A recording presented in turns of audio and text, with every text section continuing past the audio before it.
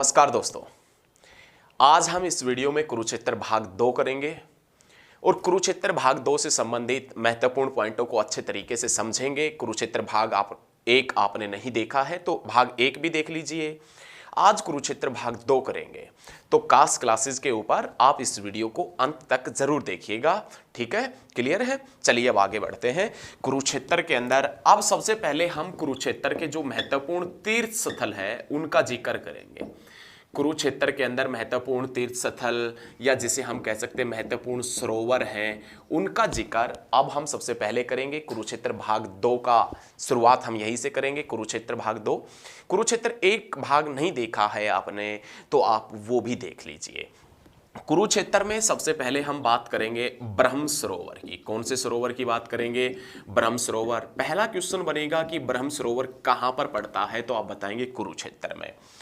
ऐसा माना जाता है कि इस सरोवर के बारे में ऐसी धारणा है या ऐसा माना जाता है कि ये जो सरोवर है, ये सरोवर जहां पर खुदा हुआ है, उस जमीन को भगवान ब्रह्मा ने अपने हाथों से खोदा था और हाथों से खोदकर एक झील बनाई थी।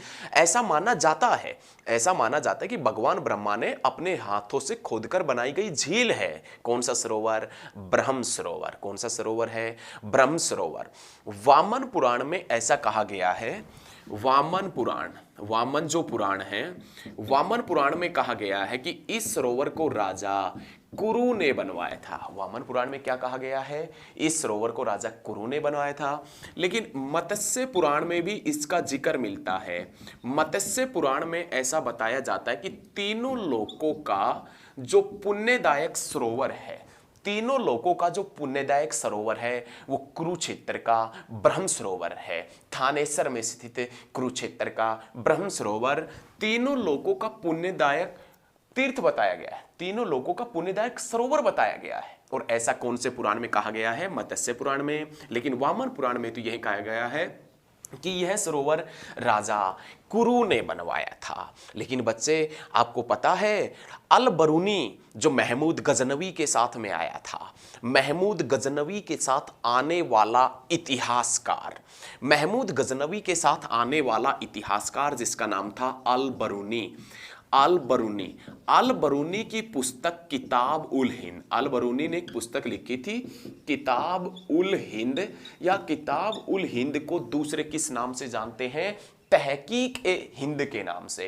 किताब उल हिंद या तहकीक ए हिंद में कौन से सरोवर का वर्णन मिलता है? तो आप बताएंगे ब्रह्म सरोवर का। कौन से सरोवर का वर्णन मिलता है बच्चे? तो आप बता देना, ब्रह्म सरोवर का वर्णन मिलता है। लेकिन हेनसांग ने एक पुस्तक लिखी थी। हेनसांग एक चीनी यात्री था जो हर्षवर्धन के शासनकाल में भारत आया था। और हेनसांग जिसकी पुस्तक का नाम है सीयूकी, और सीयूकी में कौन से नगर का वर्णन मिलता है? तो आप बताएंगे थानेसर का वर्णन मिलता है। लेकिन महमूद गजनवी के साथ आने वाला इतिहासकार जिसकी पुस्तक है किताब उल हिंद या तहकीक हिंद, किताब उल हिंद या तहकीक हिंद में कौन से सरोवर का वर्णन मिलता है? ब्रह्म सरोवर का। ऐसा भी बताया जाता है कि ये जो ब्रह्म सरोवर है, इस ब्रह्म सरोवर के अंदर मानसरोवर झील का पानी आता था। ब्रह्म सरोवर के अंदर जो मानसरोवर झील है उसका पानी ब्रह्म सरोवर के अंदर आता था, ऐसा माना जाता है। मानसरोवर झील के बारे में आपने पढ़ा होगा। मानसरोवर झील है वो तिब्बत के अंदर स्थित है। भगवान जो शिव है उसका निवास स्थान भी बताया जाता है मानसरोवर झील को। और उसी मानसरोवर झील में हरियाणा के किस स्थान पर पानी आता था?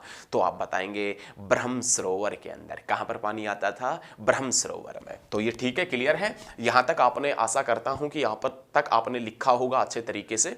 उसके बाद में देखें, नेक्स्ट पॉइंट आता है जिसमें नाम आता है सनहित सरोवर। सनहित सरोवर कहां पड़ता है? तो भी आप बताएंगे थानेसर कुरुक्षेत्र के अंदर। सनहित सरोवर थानेसर कुरुक्षेत्र के अंदर पड़ता है।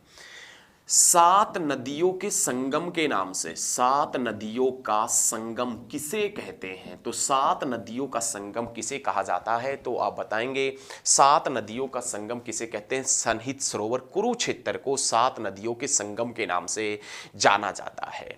इसी के साथ में सभी बच्चे ये भी बताएंगे कि भगवान विष्णु का स्थायी निवास, भगवान विष्णु जो हैं, विष्णु भगवान, उसका स्थायी निवास किसे बताया जाता है। भगवान विष्णु का स्थायी निवास सन्निहित सरोवर कुरुक्षेत्र को बताया जाता है। लेकिन शेष सैया पर लेटे भगवान विष्णु की मूर्ति कहाँ से मिली है? शेष सैया पर लेटे भगवान विष्णु की मूर्ति फिजीलपुर गांव सोनीपत से मिली है। लेकिन भगवान विष्णु से संबंधित पंचतीर्थ कहाँ है? तो आप बताएंगे भगवान विष्णु से संबंधित पंचतीर्थ तोसाम भिवानी में है, लेकिन भगवान विष्णु का स्थायी निवास सन्निहित सरोवर को कहा जाता है। और सन्निहित सरोवर जो कुरुक्षेत्र में पड़ता है, और 7 नदियों का संगम भी किसे कहते हैं बच्चे? तो आप बताएंगे सन्निहित सरोवर को ही 7 नदियों के संगम के नाम से भी जाना जाता है। उसके बाद में नाम आता है ज्योतिसर सरोवर। ज्योतिसर जो सरोवर है, ज्योतिसर सरोवर कहाँ है? तो आप बताएंगे कुरुक्षेत्र में। ज्योतिसर सरोवर के बारे में विशेषता क्या है कि ये ज्योतिसर सरोवर जहां पर बना है, ये ज्योतिसर सरोवर कौन सी नदी के ऊपर स्थित है? तो आप बताएंगे ज्योतिसर सरोवर सरस्वती नदी के ऊपर स्थित है। हरियाणा की सबसे पवित्र नदी, हरियाणा की सबसे पवित्र नदी किसे माना जाता है? सरस्वती नदी को। और महर्षि वेदव्यास ने महाभारत की रचना कौन सी नदी के ऊपर की थी? तो आप बताएंगे सरस्वती नदी के ऊपर की थी, सरस्वती नदी के किनारे बैठकर की थी। सरस्वती नदी जिसका एक सहायक नदी है, ट्रिब्यूटरी है, सहायक नदी है जिसका नाम है अरुणा। अरुणा किसकी सहायक नदी है? तो आप बताएंगे सरस्वती की सहायक है। और ये सरस्वती नदी जिसके किनारे कुरुक्षेत्र का ज्योतिसर सरोवर पड़ता है। कुरुक्षेत्र के अंदर जो ज्योतिसर सरोवर है वो कौन सी नदी के ऊपर है? तो आप बताएंगे कुरुक्षेत्र का ज्योतिसर सरोवर सरस्वती नदी के ऊपर है। अब कुरुक्षेत्र का ज्योतिसर सरोवर और किस कारण से प्रसिद्ध है, और यहां से क्या क्वेश्चन आ सकता है? भगवान श्री कृष्ण का नाम आपने सुना होगा। भगवान श्री कृष्ण ने अर्जुन को गीता का उपदेश, भगवान श्री कृष्ण ने अर्जुन को गीता का उपदेश कहां दिया था? तो आप बताएंगे ज्योतिसर सरोवर। भगवान श्री कृष्ण ने अर्जुन को गीता का उपदेश दिया था ज्योतिसर सरोवर के पास में। उसके बाद में नाम आता है कमलनाथ तीर्थ। कमलनाथ तीर्थ पड़ता है। कमलनाथ तीर्थ माना जाता है कि यहाँ पर जो सृष्टि के जन्मदाता हैं, माना जाता है कि जो सृष्टि के जो जन्मदाता है भगवान ब्रह्मा यहाँ पर प्रकट हुए थे। भगवान ब्रह्मा कहाँ पर प्रकट हुए थे? कमलनाथ तीर्थ के ऊपर। उसके बाद में नाम आता है कालेश्वर तीर्थ। कालेश्वर तीर्थ कहाँ पर पड़ता है? तो आप बताएंगे कुरुक्षेत्र में पड़ता है। उसके बाद में नाम आता है कुबेर तीर्थ। कुबेर तीर्थ, ये कुबेर तीर्थ भी कहाँ पर पड़ता है? कुरुक्षेत्र में। ऐसा माना जाता है कि भगवान कुबेर ने यहाँ पर यज्ञों का आयोजन किया था, यहाँ पर यज्ञ किए थे, और उसी स्थान को कुबेर तीर्थ के नाम से जाना जाता है। उसके बाद में नाम आता है नरकतारी। नरकतारी या अनरक तीर्थ, नरकतारी या अनरक तीर्थ। नरकतारी या अनरक तीर्थ है वो कहाँ पड़ता है? ये पूछा गया था, हरियाणा रोडवेज का एक एग्जाम हुआ था, शायद उसके अंदर ये क्वेश्चन पूछा गया था कि नरकतारी या अनरक तीर्थ हरियाणा में कहाँ है? तो आप बताएंगे कुरुक्षेत्र में। लेकिन ये नहीं पूछा था बच्चे HSSC वाले ने ये पूछा था कि नरकतारी या अनरक तीर्थ को अन्य किस नाम से जानते हैं? तो आप बताएंगे बाण गंगा के नाम से। महाभारत युद्ध के समय जब भीष्म पितामह जो तीर वगैरह थे उनके ऊपर लेटे हुए थे, तीरों के ऊपर, जब भीष्म पितामह तीरों के ऊपर लेटे हुए थे तो अर्जुन ने एक तीर जमीन में मारा था और उस जमीन में से गंगा की धारा निकाली थी, और वो गंगा की धारा भीष्म पितामह जो थे उनके मुख में गई थी। तो उसी के कारण नरकतारी या जो अनरक तीर्थ पड़ता है कुरुक्षेत्र में, उसे बाण गंगा के नाम से भी जानते हैं। कुरुक्षेत्र का नरकतारी या अनरक तीर्थ किस नाम से जाना जाता है?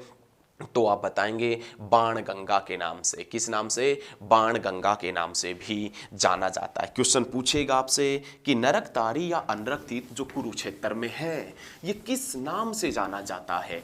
तो सभी स्टूडेंट एक आवाज में आंसर देंगे, दूसरी आवाज निकालेंगे ही नहीं।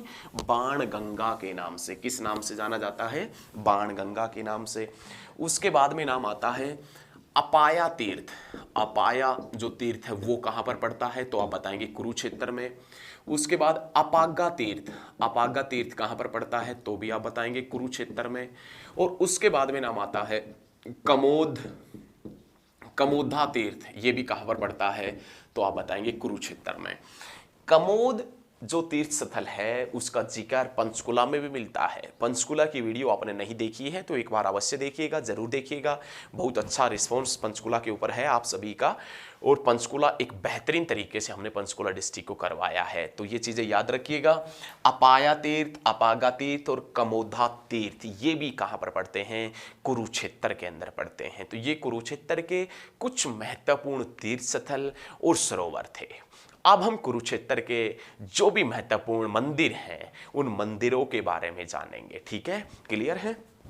तो देखें, मंदिरों के बारे में एक सटीक लैंग्वेज में पढ़ेंगे, साधारण भाषा में पढ़ेंगे और एक गजब तरीके से पढ़ेंगे। आप देखते रहिए बस हमारे साथ में।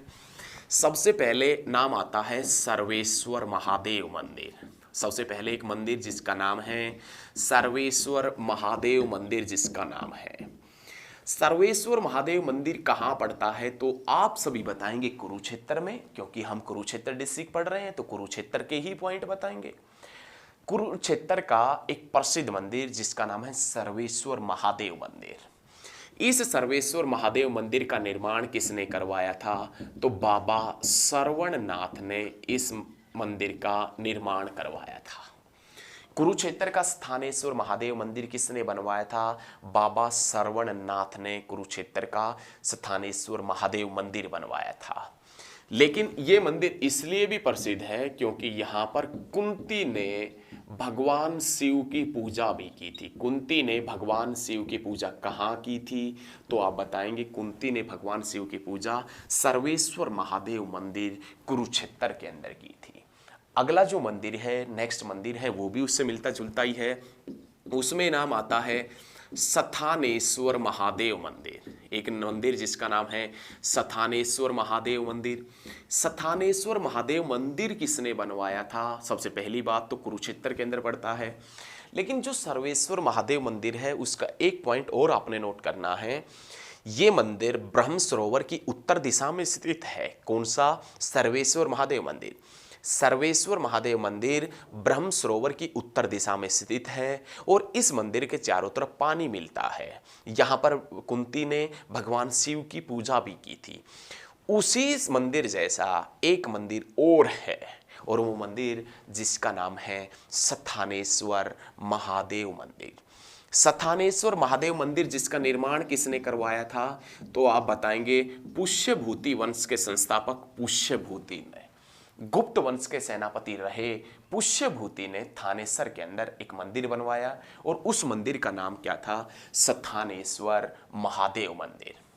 स्थानेश्वर महादेव मंदिर।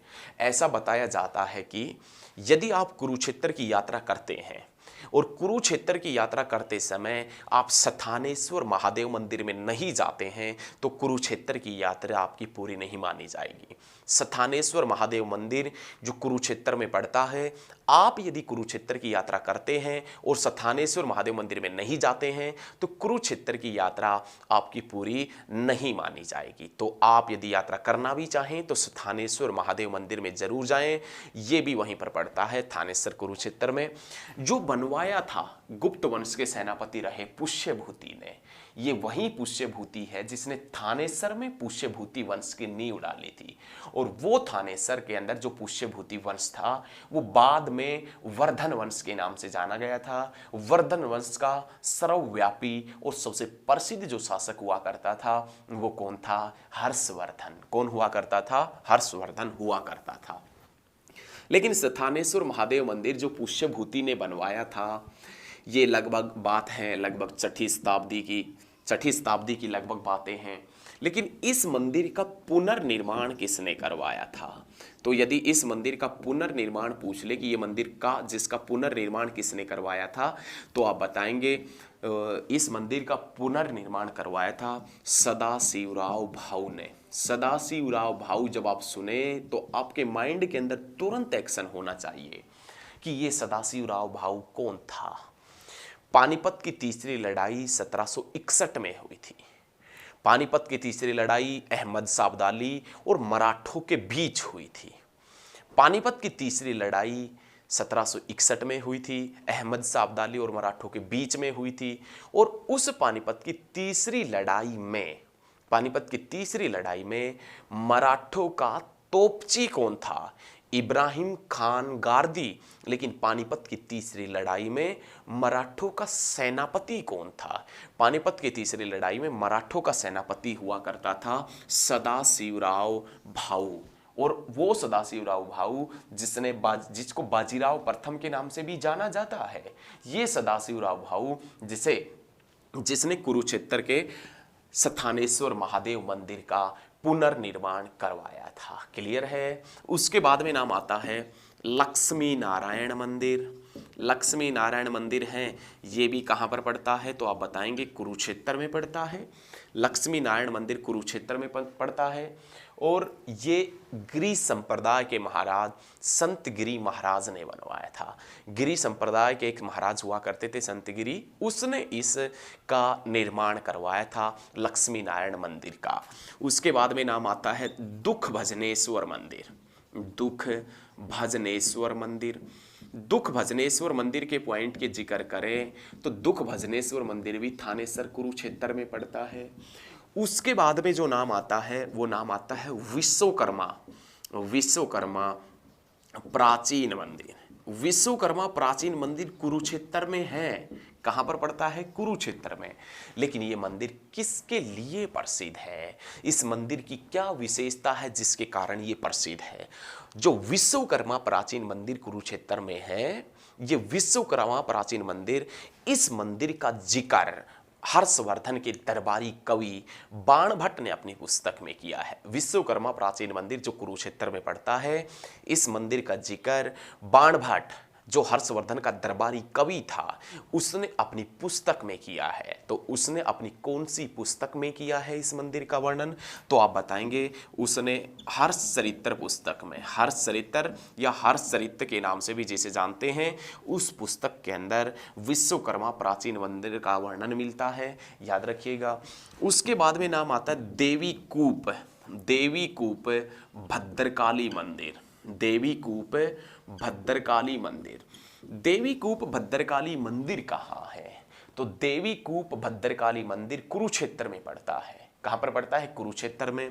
किससे संबंधित है? तो भद्रकाली या माता सती से संबंधित है। भद्रकाली या माता सती से संबंधित है।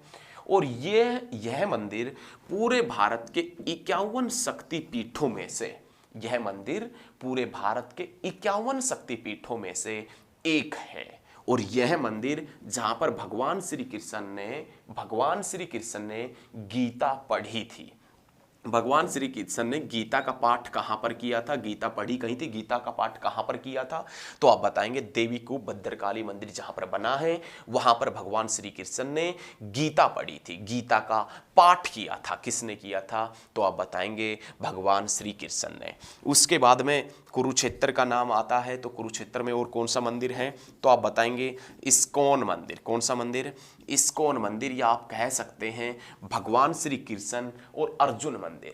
पूरे भारत का एक ऐसा मंदिर जो श्री कृष्ण के साथ में अर्जुन के साथ में बनाया जा रहा है, तो आप बताएंगे तो कौन सा इस्कॉन मंदिर है? भगवान श्री कृष्ण अर्जुन मंदिर है कुरुक्षेत्र में।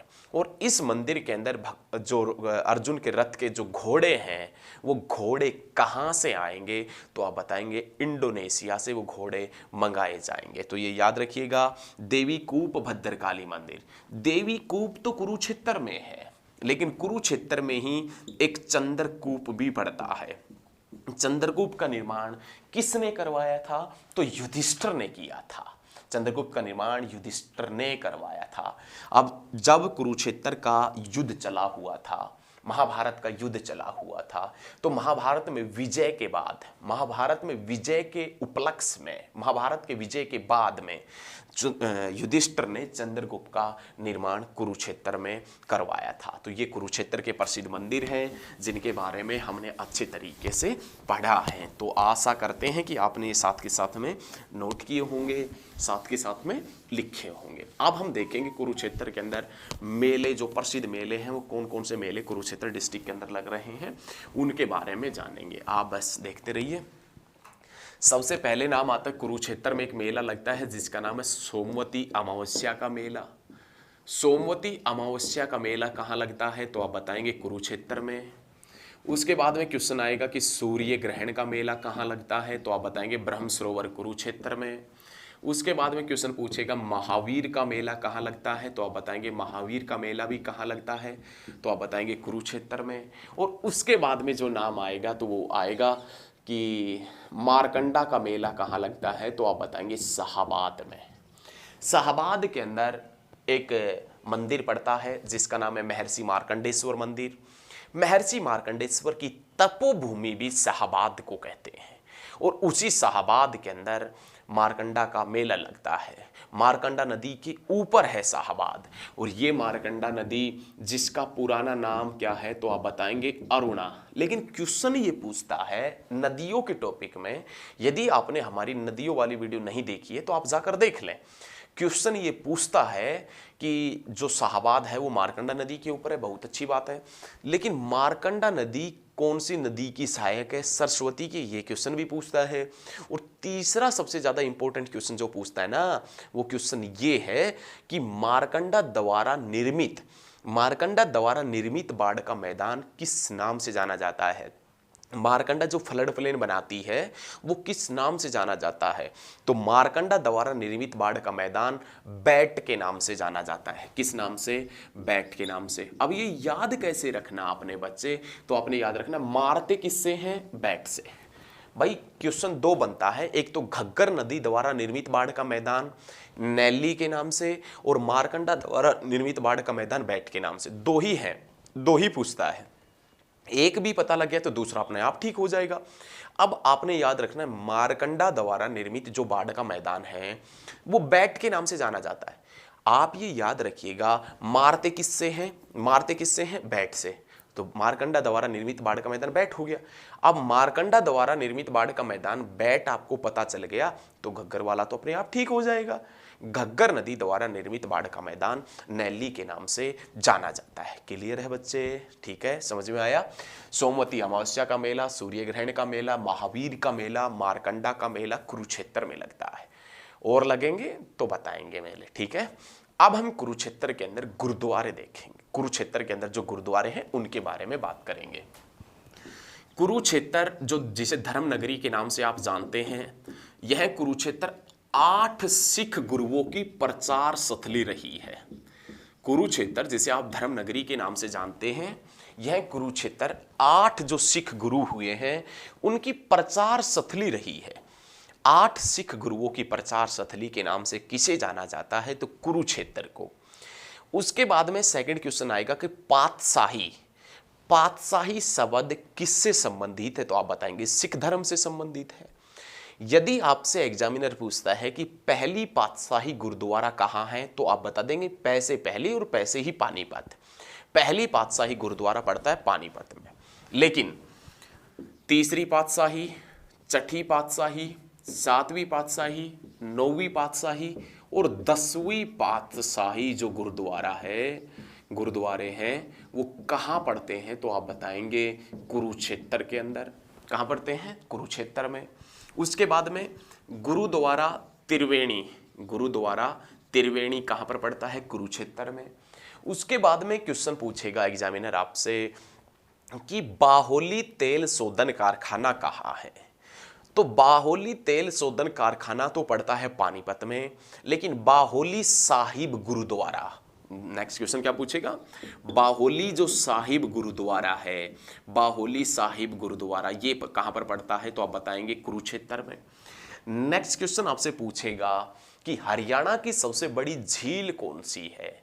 तो हरियाणा की सबसे बड़ी झील दमदमा झील, दमदमा लेक, जो सोहना गुरुग्राम के अंदर है। लेकिन बच्चे, हरियाणा में दमदमा साहिब गुरुद्वारा कहाँ है? तो आप बताएंगे कुरुक्षेत्र के अंदर, दमदमा साहिब गुरुद्वारा कुरुक्षेत्र में। नेक्स्ट क्वेश्चन एग्जामिनर पूछेगा कि महात्मा गांधी का समाधि स्थल किस नाम से जाना जाता है? तो आप बताएंगे राजघाट के नाम से। लेकिन राजघाट गुरुद्वारा कहाँ है? राजघाट जो गुरुद्वारा है वो कहाँ है? तो आप बताएंगे कुरुक्षेत्र में। राजघाट गुरुद्वारा कहाँ है? कुरुक्षेत्र में। उसके बाद में पूछेगा गुरुद्वारा जोरा साहिब, गुरुद्वारा जोरा साहिब कहाँ पर पड़ता है? कुरुक्षेत्र में। गुरुद्वारा मस्तगढ़ भी कहाँ पर पड़ता है? कुरुक्षेत्र में। तीसरी, छठी, सातवीं, नौवीं, 10वीं पातशाही गुरुद्वारे कुरुक्षेत्र में। गुरुद्वारा त्रिवेणी, गुरुद्वारा बाहुली साहिब, गुरुद्वारा दमदमा साहिब, गुरुद्वारा राजघाट, गुरुद्वारा मस्तगढ़, गुरुद्वारा जोरा साहिब, ये सभी गुरुद्वारे कहाँ पर पड़ते हैं? कुरुक्षेत्र में। हरियाणा में सबसे ज्यादा गुरुद्वारे तो अंबाला और कुरुक्षेत्र में है। हरियाणा में सबसे ज्यादा गुरुद्वारे तो अंबाला और कुरुक्षेत्र में हैं। लेकिन गुरुद्वारों के शहर के नाम से किसे जानते हैं? कैथल को जानते हैं। हनुमान जी का जन्म स्थान किसे कहते हैं?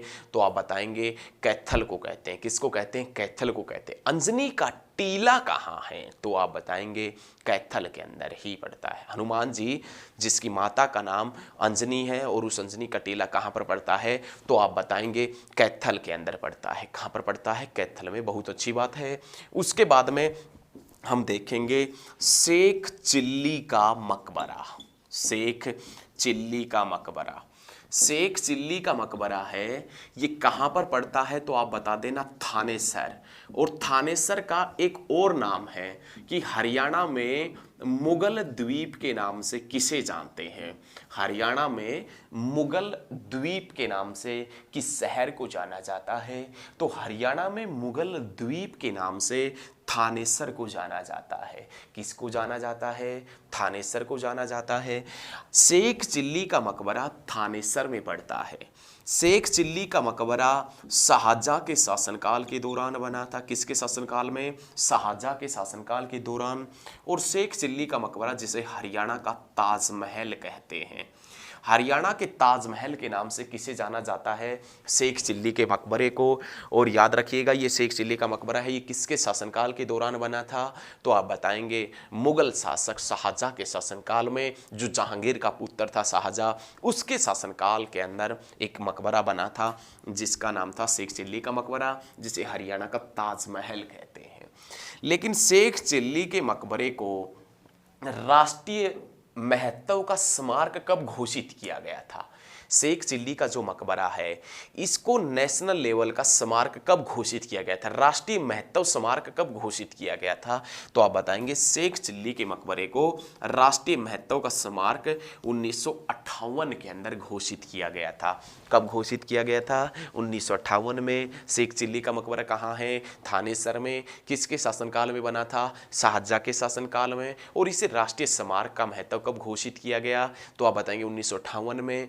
मुगल द्वीप के नाम से किसे जानते हैं? तो आप बताएंगे थानेसर को जानते हैं। ठीक है, अब आगे की तरफ बढ़ते हैं, ये साफ कर देते हैं थोड़ा सा।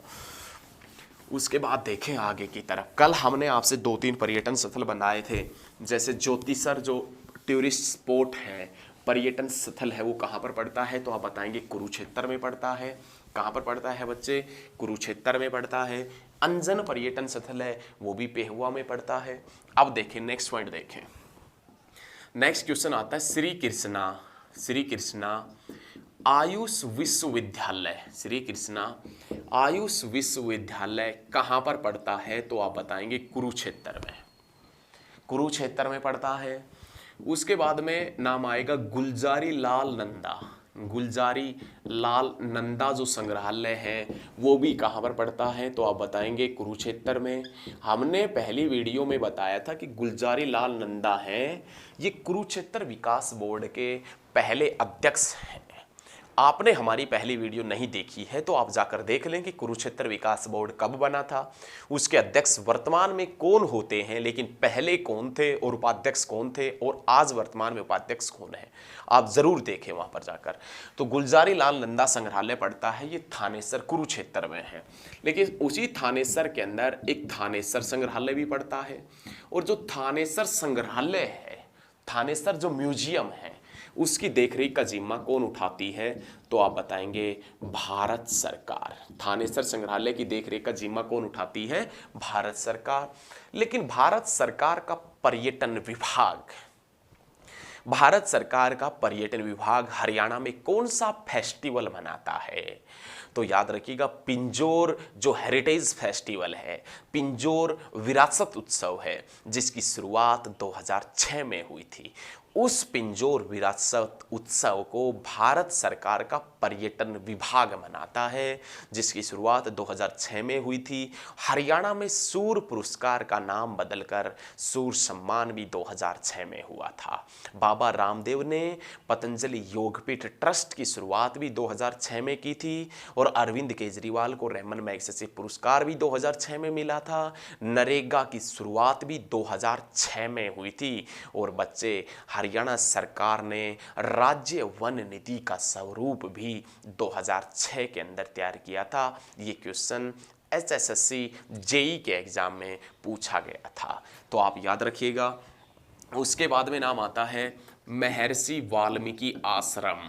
महर्षि वाल्मीकि आश्रम, महर्षि वाल्मीकि आश्रम कहाँ है, तो आप बताएंगे थानेसर के अंदर। महर्षि वाल्मीकि आश्रम कहाँ है, थानेसर में।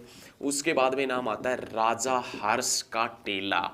राजा हर्ष का टेला कहाँ पर पड़ता है, तो आप बताएंगे थानेसर में। उसके बाद में राजा कर्ण का टेला, राजा कर्ण का टेला कहाँ पर पड़ता है, थानेसर में। राजा कर्ण का टीला थानेसर में, लेकिन कर्ण झील और कर्ण स्टेडियम करनाल में, और गऊ कर्ण तालाब रोहतक के अंदर पड़ता है। लेकिन राजा कर्ण का टीला कहाँ पर पड़ता है, थानेसर में पड़ता है। उसके बाद में नाम आता है panorama. Panorama science museum. Panorama जो साइंस म्यूजियम है, साइंस म्यूजियम है, संग्रहालय है, वो कहाँ पर पड़ता है, कुरुक्षेत्र में। कुरुक्षेत्र में कौन से संग्रहालय के अंदर, तो श्री कृष्णा संग्रहालय के अंदर पड़ता है। उसके बाद में नाम आता है नील क्रांति कृष्णा डैम। नील क्रांति कृष्णा डैम, नील क्रांति कृष्णा डैम है। ये नील क्रांति कृष्णा डैम कहाँ है, तो आप बताएंगे कुरुक्षेत्र में। नील क्रांति कृष्णा डैम कुरुक्षेत्र के अंदर पड़ता है। लेकिन नील क्रांति कृष्णा डैम के जन्मदाता कौन थे, तो आप बताएंगे सर छोटूराम हुआ करते थे। आपने नाम सुना होगा, सतलुज नदी के ऊपर एक डैम बना है, भाखड़ा नांगल डैम, और उस भाखड़ा नांगल बांध के जन्मदाता कौन है, सर छोटूराम। तो आप बताएंगे कुरुक्षेत्र का जो नील क्रांति कृष्णा डैम है उसके भी जन्मदाता कौन है, तो आप बता देना सर छोटूराम है। सर छोटूराम जिसका जन्म 1881 में गढ़ी सांपला किलोई रोहतक के अंदर हुआ था। याद रखना है, हरियाणा में प्रसिद्ध शिव के मेले 3 जगह लगते हैं, महेंद्रगढ़ के बागहोत में, और गुरुग्राम की इंछापुरी में, और रोहतक के गढ़ी सांपला किलोई के अंदर लगते हैं। तो याद रखिएगा नील क्रांति कृष्णा डैम कहाँ है, तो कुरुक्षेत्र के अंदर बताएंगे, जिसके जन्मदाता कौन थे, सर छोटूराम थे। उसके बाद में नाम आता है कि हरियाणा का पहला वेलोड्रम। हरियाणा का पहला वेलोड्रम, वेलोड्रम आप समझते हैं, साइकिल का जो खेल का मैदान होता है, साइकिलिंग जहां पर की जाती है, साइकिलिंग का जो खेल परिसर है उसे हम वेलोड्रम के नाम से जानते हैं। और हरियाणा का वेलोड्रम पहला है, वो कहां पर है, कहां पर स्थापित किया गया था, तो कुरुक्षेत्र यूनिवर्सिटी के अंदर हरियाणा का पहला वेलोड्रम स्थापित किया गया था। एक ही वेलोड्रम पड़ता है, साइकिलिंग का खेल परिसर। उसके बाद में हरियाणा में आर्य सभ्यता का मुख्य केंद्र, हरियाणा में आर्य सभ्यता का मुख्य केंद्र के नाम से कौन से डिस्ट्रिक्ट को जाना जाता है? हरियाणा में आर्य सभ्यता का मुख्य केंद्र किसे कहा जाता है? तो आप बताएंगे कुरुक्षेत्र को हरियाणा में आर्य सभ्यता का मुख्य केंद्र कहा जाता है। ये कुरुक्षेत्र जिसमें महाभारत का युद्ध चला था 18 दिन। महाभारत का युद्ध कुरुक्षेत्र में कितने दिन चला? 18 दिन। जिसका मूल नाम क्या है? महाभारत का जो मूल नाम पूछे आपसे कि महाभारत का मूल नाम क्या है, तो आप बताएंगे जय संहिता। महाभारत का मूल नाम यदि एग्जामिनर आपसे पूछता है तो आप बता देना जय संहिता। ये महाभारत का युद्ध कितने दिन चला था? 18 दिन चला था। तो ये याद रखिएगा। हरियाणा में गया नगरी के नाम से, हरियाणा में गया नगरी के नाम से किसे जानते हैं? तो आप बता देना हरियाणा में गया नगरी के नाम से किसे जाना जाता है? पेहुआ को जाना जाता है। ये वही पेहुआ है जहां से ऋषि ययाति, जहां से ऋषि वशिष्ठ और जहां से ऋषि विश्वामित्र का संबंध है। हरियाणा में गया नगरी के नाम से किसे जानते हैं? पेहुआ को जानते हैं। हरियाणा में सबसे ज्यादा शकरकंद, हरियाणा में सबसे ज्यादा शकरकंद और हरियाणा में सबसे ज्यादा आलू का उत्पादन कौन से डिस्ट्रिक्ट में किया जाता है? तो आप बताएंगे कुरुक्षेत्र में। आलू अनुसंधान केंद्र कहाँ है? शिमला में। और आलू प्रौद्योगिकी सेंटर कहाँ है? नीलोखेड़ी करनाल में। हरियाणा में सबसे ज़्यादा आलू कहाँ होता है? कुरुक्षेत्र में। आलू प्रौद्योगिकी सेंटर कहाँ है? नीलोखेड़ी करनाल में। लेकिन आलू अनुसंधान केंद्र कहाँ है? तो आप बताएंगे हिमाचल प्रदेश के शिमला में। गया नगरी के नाम से किसे जानते हैं? तो आप बताएंगे पेहुआ को। और पेहुआ जिसके अंदर एक गांव पड़ता है, और पेहुआ विधानसभा की जो सीट है उसके अंदर एक गांव पड़ता है, और उस गांव का क्या नाम है वो देखें। पेहुआ विधानसभा की सीट है, इसके अंदर एक गांव पड़ता है जिसका नाम है गुमथला गढ़ू। गुमथला गढ़ू राज्य का पहला वाईफाई गांव, राज्य का हरियाणा का पहला जो वाईफाई गांव है वो कौन सा है? गुमथला गढ़ू। और गुमथला गढ़ू कहां पर पड़ता है? पेहुआ के अंदर पड़ता है। कहां पर पड़ता है? पेहुआ के अंदर पड़ता है। उसके बाद में कुरुक्षेत्र के कौन से गांव से, नेक्स्ट पॉइंट जो है वो आपने नोट करना है। कुरुक्षेत्र के कौन से गांव से मौर्य कालीन स्तूप अवशेष मिले हैं? कुरुक्षेत्र के कौन से गांव से मौर्य कालीन स्तूप अवशेष मिले हैं? मौर्य कालीन स्तूप अवशेष मिले हैं तो आप बताएंगे कुरुक्षेत्र के पोल्लड गांव से। कौन से गांव से? पोल्लड गांव से। कुरुक्षेत्र का एक गांव पड़ता है पोल्लड, उसके गांव से मौर्य कालीन स्तूप अवशेष मिले हैं। वैसे मौर्य कालीन स्तूप अवशेष कुनाल फतेहाबाद से भी मिले हैं और पोल्लड गांव कुरुक्षेत्र से भी मिले हैं। उसके बाद में हड़प्पा कालीन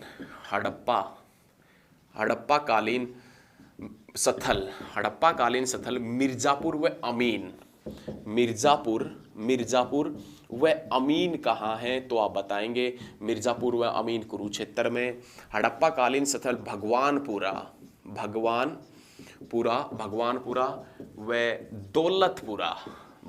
व दौलतपुरा कहाँ है? तो आप बताएंगे कुरुक्षेत्र में। भगवानपुरा व दौलतपुरा हड़प्पा कालीन स्थल कहाँ है? कुरुक्षेत्र में। और आप बताएंगे मिर्जापुर व अमीन जो हड़प्पा कालीन सिंधु घाटी सभ्यता कालीन स्थल है वो भी कहाँ है? कुरुक्षेत्र में। लेकिन हरियाणा में मिट्टी की मोहरें कहाँ से मिली है? हरियाणा में मिट्टी की मोहरें पूछें तो आप बताएंगे भगवानपुरा व दौलतपुरा से। हरियाणा में मिट्टी की मोहरें कहाँ से मिली हैं? तो आप बताएंगे भगवानपुरा व दौलतपुरा से। कहाँ से मिली है मिट्टी की मोहरें? तो भगवानपुरा व दौलतपुरा से मिली है। याद रखिएगा, बहुत अच्छे तरीके से याद रखना है। उसके बाद में जो हड़प्पा कालीन स्थल है मिर्जापुर व अमीन, इस अमीन से सूर्य स्तंभ पर बनी एक मूर्ति प्राप्त हुई है। सूर्य स्तंभ पर बनी एक मूर्ति कहाँ से मिली है? अमीन से। हड़प्पा कालीन स्थल मिर्जापुर व अमीन कहाँ है? कुरुक्षेत्र में। भगवानपुरा व दौलतपुरा कहाँ है? तो आप बताएंगे कुरुक्षेत्र में, जहाँ से मिट्टी की मोहरें मिली हैं। उसके बाद में नाम आता है नीलकंठी यात्री निवास। नीलकंठी यात्री जो निवास है वो कहाँ पर पड़ता है? कुरुक्षेत्र के अंदर पड़ता है। उसके बाद में जो नाम आता है उसमें नाम आता है तित्तर प्रजनन केंद्र। तित्तर जो ब्रीडिंग सेंटर है, तित्तर प्रजनन केंद्र हरियाणा में कहाँ है?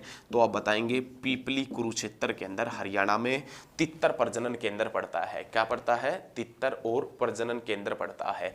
तो ये सभी चीजें याद रखें, एक बार साफ कर देते हैं। उसके बाद में अब बस लास्ट कुरुक्षेत्र डिस्ट्रिक्ट को समाप्त कर देंगे। तितर प्रजनन केंद्र कहाँ पर पड़ता है? पीपली में।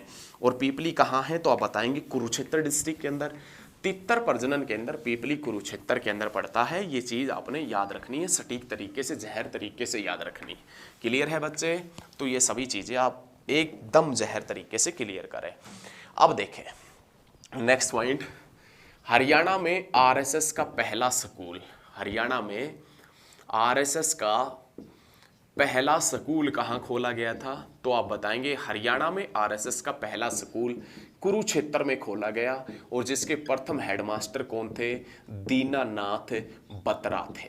हरियाणा में आरएसएस का पहला स्कूल कहाँ खोला गया? कुरुक्षेत्र में, जिसके प्रथम हेडमास्टर कौन थे? दीनानाथ बत्रा थे। क्वेश्चन नहीं पूछा जाता, नहीं पूछा जाता। इस स्कूल का नाम क्या था? Geeta senior secondary school.